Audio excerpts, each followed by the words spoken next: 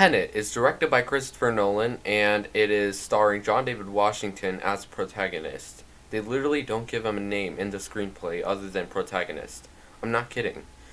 And basically, this film is revolving around a world where objects are inversed, but it hasn't been invented yet. It's coming from the future, and it's basically inverse radiation that people believe is being caused by nuclear fission. And there is an arms dealer named Sador who's trying to get new technology and ammunition from the future, and plutonium. I'll start off with some positives. This film has some brilliant cinematography. I think this is Hoyt van Hoytema's best work as a DP since Interstellar, honestly. And just because of the great tracking shots this film has, just from the opening shots alone, where they are showing the opera siege, they pull off some great tracking shots with John David Washington's character, and they also have some great car chase sequences where they do POV shots of the car and then some outside upper shots. They both work really well together. And most of this film is shot on IMAX, so the picture quality of the film makes it feel very real and immersive. Most of this film, you really feel like you're in there with them, and that's something that's really great about most of Christopher Nolan's films, including this one. Kenneth Branagh is very strong as Sador. This is easily the best acting performance of this film, because he has such a power to his voice, but in a very subtle way. I love the way he portrays his abusive side with his wife, but it also comes off as seemingly charismatic with the protagonist as he's trying to gather information from him, but he comes off as seemingly normal.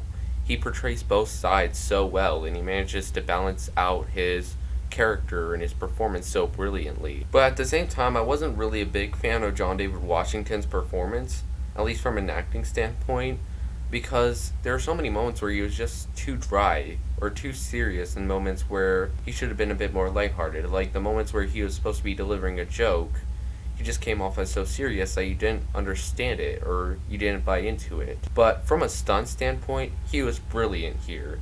He was asked to do so much without a double. I don't even think he wanted to do a double. That was what he said in an interview. But man, what he had to do, he bungee jumped off a building. He would even do fights in reverse, and that obviously had to have taken a lot of practice. But man, he delivered that so brilliantly. Now, this film is very exposition heavy. A lot of scenes are very long scenes of dialogue where people are explaining certain aspects of the film, such as the ammunition, how the inverse radiation works, and everything like that.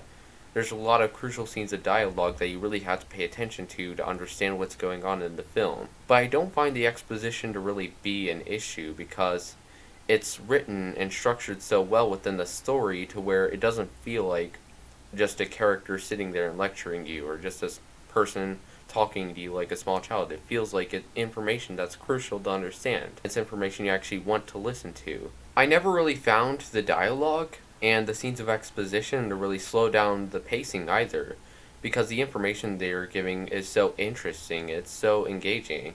You want to pay attention to it, you want to keep up with it, so if anything, it improves the pacing for me, at least. But at the same time, there is a lot of information being given at once in some very key scenes of dialogue, so many times you might have to rewatch the film to fully understand what's going on, to fully understand the situation and the conflict. But it also manages to keep you so immersed and engaged with the incredible visuals and cinematography. The way Christopher Nolan utilizes his big studio budgets to be able to capture so much on camera, like everything from explosions to reverse fight scenes and even a plane crashing.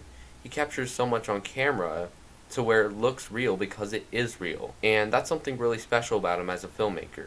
I do have some issues with this film though, particularly the main protagonist and how they don't actually give him a real name for one, but they in general don't treat him like a real character and more like a plot device, and it disappoints me in that way. Inception is a movie that's similar to this and structured in the same way, with how it's very exposition heavy, very dialogue heavy, but they give a lot of backstory and depth to the main character and motive to where you understand why he's there. But here in Tenet, they don't actually give as much depth to the character to where you can at least relate to and understand him as a human being. Christopher Nolan has proven as a screenplay writer in films such as The Dark Knight and Inception that he can give emotional weight and depth to his character. I don't understand why you couldn't have at least given John David Washington's character a name and at least gone into a bit of his backstory. And I do also have issues with some of the sound design in this film and how a lot of times they make the music in this film so loud that you can't actually hear what the characters are saying. And a lot of times that happens in very crucial scenes of dialogue where there's important information that you actually need to know to understand the plot of the film. So you might find yourself having to watch this film with closed captions so you can actually understand what these characters are saying in some of those more crucial scenes. But really, these are minor issues, really nitpicks if you will, that I can put aside when watching because this really is such a beautiful looking film and a true cinematic masterpiece. It's very immersive. I love Tenet. It's definitely my favorite Christopher Nolan film since The Dark Knight, and I'm giving it a solid A-. But as always, I hope you enjoyed this review. Be sure to like, comment, and subscribe if you want to see more, and I will see you in the next video.